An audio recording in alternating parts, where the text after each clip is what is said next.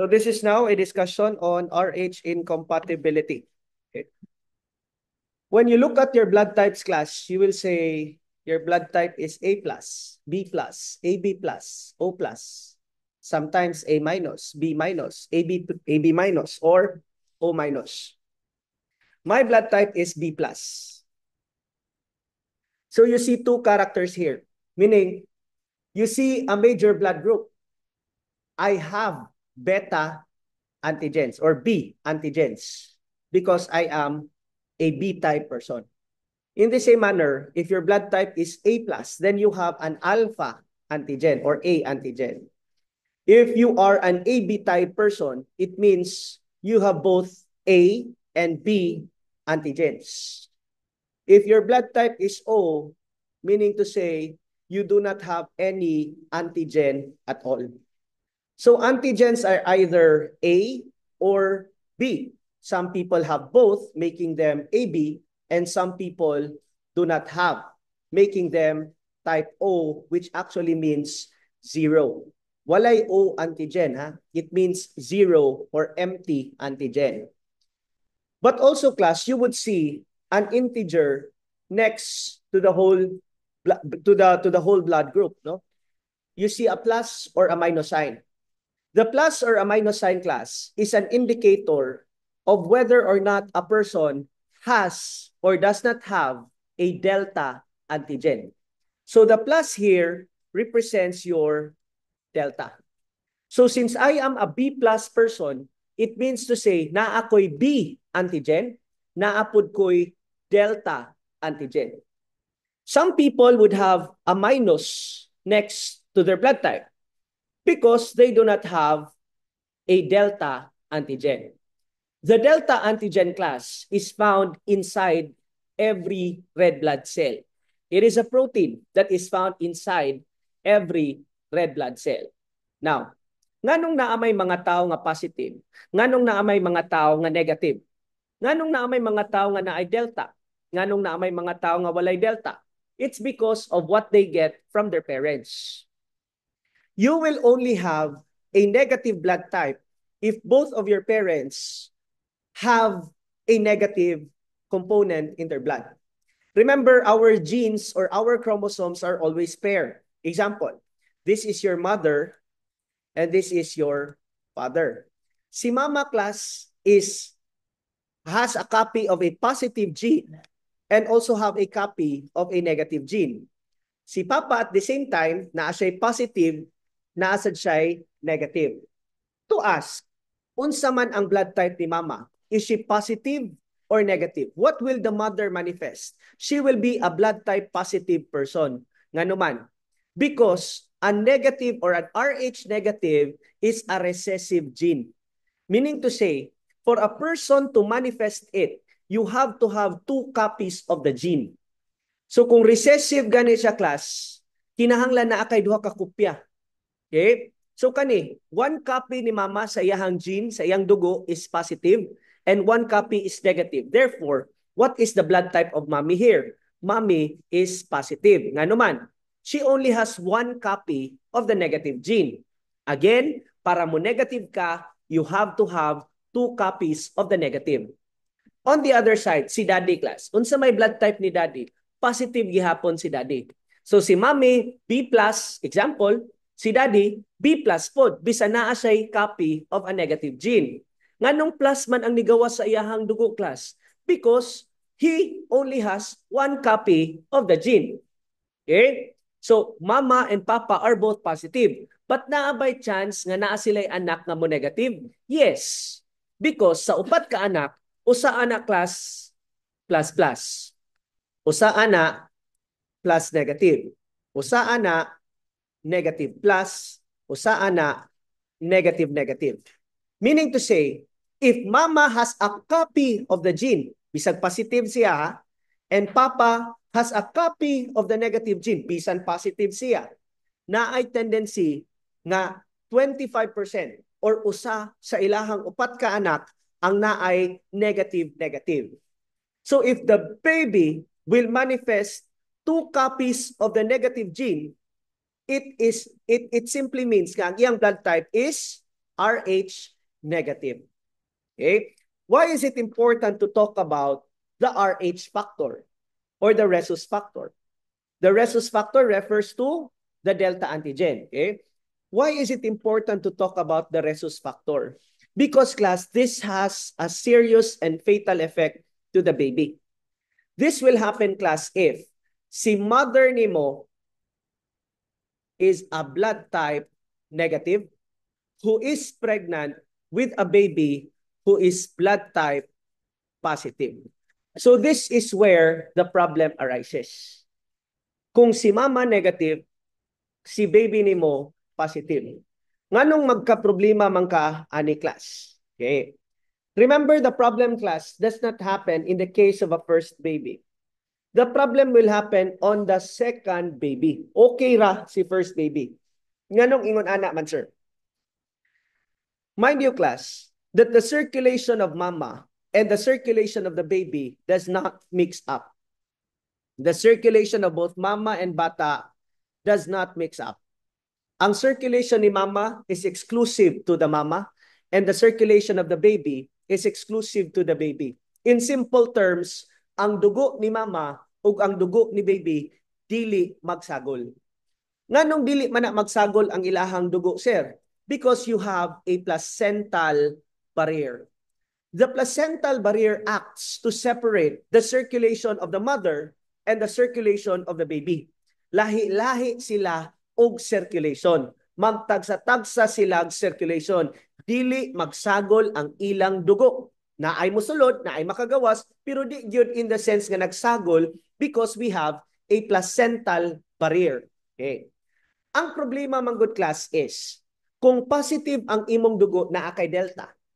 Kung negative imong dugo, wala kay delta. Ang tao nga negative, ang tao nga walay delta, kung masudlan gani ka og delta sa positive blood, that person will react. Moana si negative. Example, ako negative ha. Yan, nisud si positive nako. Unsa may akong reaction nga antigen man na, kagaw man ang positive delta antigen. So kung ako ang mama, I would say, kinsa man ka? I do not know you.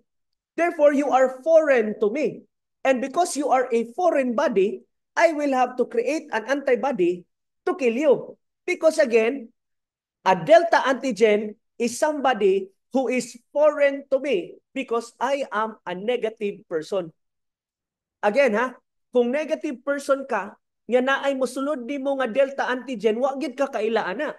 That is foreign to you. You will treat that as if it is a bacteria or it is a virus that you will have to kill that by creating antibodies.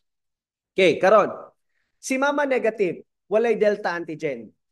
Si baby positive, naay delta antigen. Pero nagsagol ba ni siya, class? Wala. Nganong wala man nagsagol, sir? Again, go back, naamang kay placental barrier. Now, what are the 3 stages of labor? Unsa man tong first stage of labor? Di ba the first stage of labor is dilatation and effacement? Dilatation meaning bubuka ang cervix in terms of centimeters. And a full dilation is 10 cm. Effacement is the thinning of the cervix. It is measured in terms of percentage and the full effacement is 100%. So kung 10 cm ka plus 100% effacement, you have complied stage 1. You will proceed to the next stage. And what is the next stage? The next stage is the fetal stage. Unsay mahitabo sa fetal stage? Mugawas ang bata.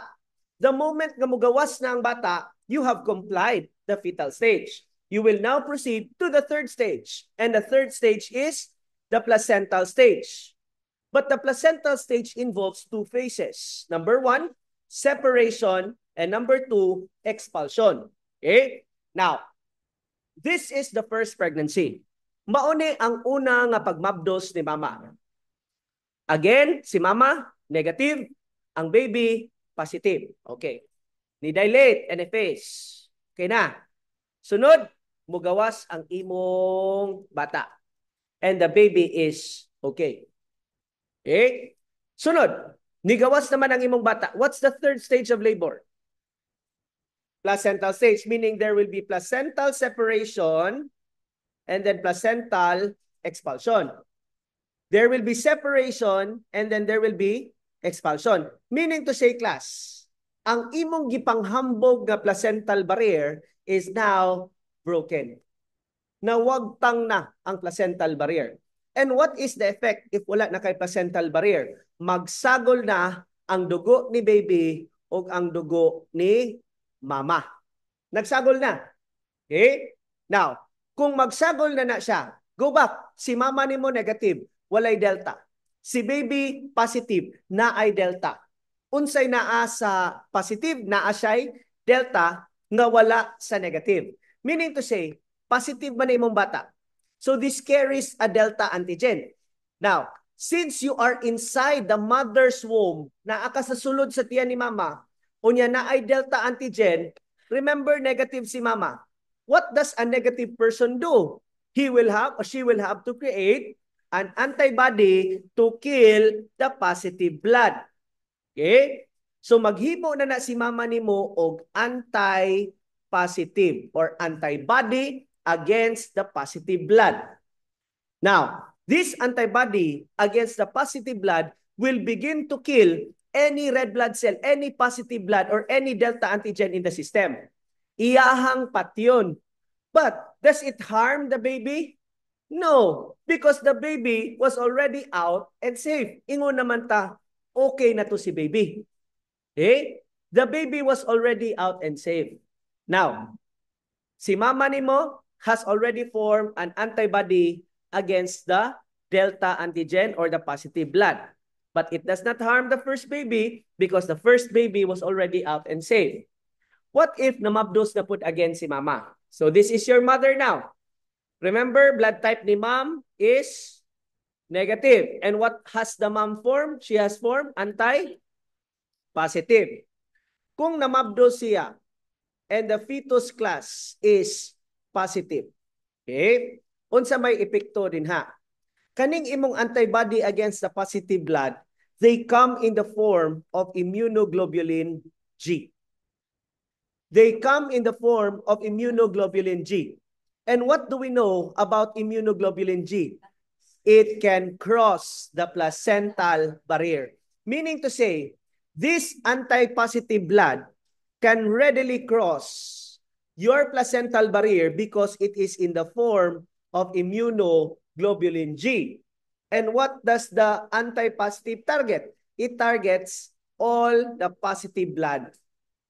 Since the delta antigen is found inside the red blood cell, this anti-positive will have to kill all the red blood cells of the baby. Kung mahurot ang red blood cells ni baby, then the baby will have to go into a state of severe anemia. And this death from severe anemia attributed to the damage of the red blood cell by the antibodies against positive is what we call erythroblastosis fetalis. So this is now the death among babies. Okay? Lahi ang sa first. Ang sa first, kay wa pa kay antibodies. Sa second, naa naman kay antibodies. Meaning to say, class, kaning RH incompatibility, pwede na nimo siya ma-prevent.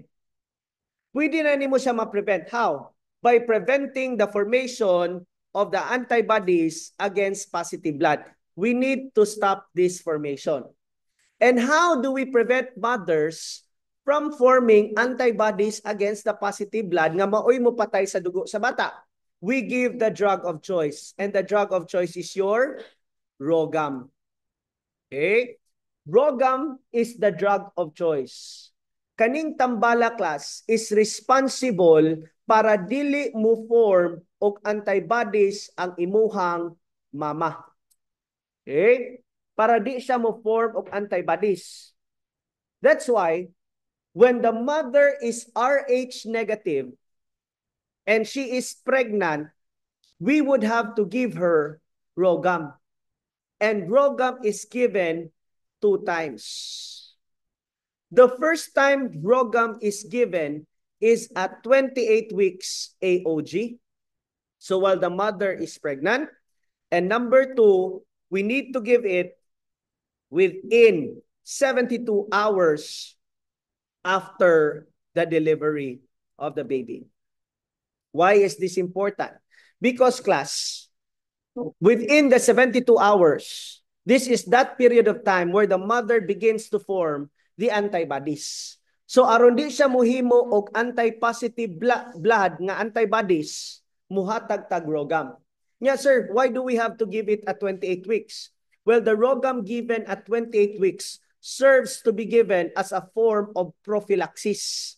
Kay naamang ko yung mga tendencies class that while the mother is still pregnant, naay mga minute breaks in the placenta. So naay mulik nga mga dugo, masensitize na si mama. Okay? And to prevent the sensitization, we give ROGAM. Again, ROGAM is given 2 times. First, 28 weeks, and the second time it is given is within 72 hours after delivery. Why are we giving ROGAM? Because we want to avoid the formation of antibodies against the delta antigen. Or briefly, we call it as the anti-positive. Okay? So negative gani si mama, hatagan yun og ROGAM. Nga naman, kay ang tao nga negative, kung masensitize sa delta, mo create man og antibodies. Aron di ka mo create og antibodies, hatagan yun ka og ROGAM 2 times. And ROGAM should be given every pregnancy. Okay? Every pregnancy na siya ihatag. Nga naman, because ROGAM is a passive immunity. Meaning, kay passive raman siya, dili permanent ang iyahang epekto. The effect of ROGAM will usually last only for 2 weeks to 2 months. Meaning to say, in a next pregnancy, muhatag na pud kag bag-o. Okay? To illustrate, class ha? Kani siya, mama. And the mother is positive. Mama. And the mother is negative and the baby is positive. Okay? First pregnancy. First pregnancy, nagsagol ba ang dugo ni mama o ang dugo ni bata? Wala. Nga naman, naamang kay placental barrier. But inig panganak, kung mabuak na ang placental barrier, kaning delta antigen nga naa sa fetus, musagol na dito sa mama. Kaila ba ang negative nga mama sa delta nga antigen? Wala. So it is foreign to her. And because it is foreign to her, she begins to form antibodies against the delta antigen or against the positive blood. Now, how do we avoid the formation of this anti-positive? That's when we give ROGAM. And ROGAM should have been given 2 times. The first time, 28. Second time, within 72 hours. Next, namabdos na pud si mama. Mama negative, ang baby positive. Kung nakahatag kag ROGAM sa first pregnancy, nanabay antibodies ang mama? Wala. Wala naka-form og antibodies. Kung di ka muhatag og ROGAM, then it's the second baby that will sensitize the mother and kill the third baby. That's why every manganak ang mama, muhatag yun kag ROGAM, kay ang epekto sa ROGAM to prevent the formation of antibodies is only for a period of 2 weeks to 2 months. Now, if you are an Rh negative mother, okay, if the mother is Rh negative, you will have to have a screening. Okay? Ini negative gani ang mama, naatay buhaton nga screening procedure. Unsay purpose sa screening procedure? The screening procedure will want to determine whether unsa kaning mamaha no, nanaba ni siya antibodies or wala pa ba siya antibodies. That's the question we want to ask.